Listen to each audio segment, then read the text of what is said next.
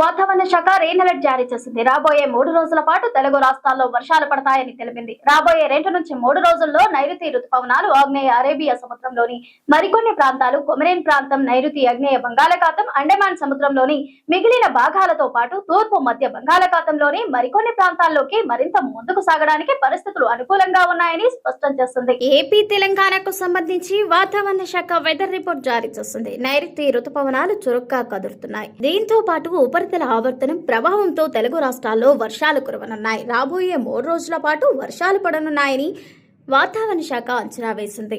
AP, తెలంగాణకు వాతావరణ శాఖ రెయిన్ అలర్ట్ జారీ చేసింది. రాబోయే 3 రోజుల పాటు తెలుగు రాష్ట్రాల్లో వర్షాలు పడతాయని తెలిపింది.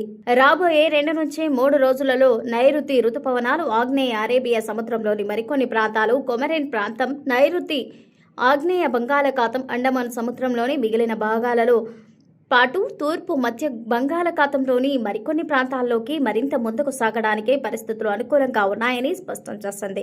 ఇక తూర్పు ఉత్తరప్రదేశ్ నుండి ఒడిశా కోస్తా తీరం వరకు కొనసాగిన ద్రోణి ఈ రోజు వాయువ్య ఉత్తరప్రదేశ్ నుండి తూర్పు ఉత్తరప్రదేశ్, ఛత్తీస్గఢ్ మీదుగా అంతర్గత ఒడిశా ప్రాంతంలో కొనసాగుతోంది.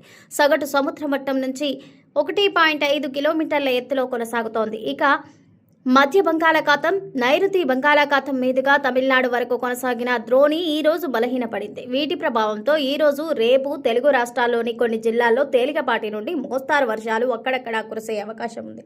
ఎల్లుండి పొడి వాతావరణం ఏర్పడే అవకాశం కనబడుతోంది. రాష్ట్రంలో రానున్న 2 రోజుల్లో గరిష్ట ఉష్ణోగ్రతలు ఇంచుమించు ఇదే స్థాయిలో కొనసాగే అవకాశం ఉందని వాతావరణ శాఖ తెలిపింది.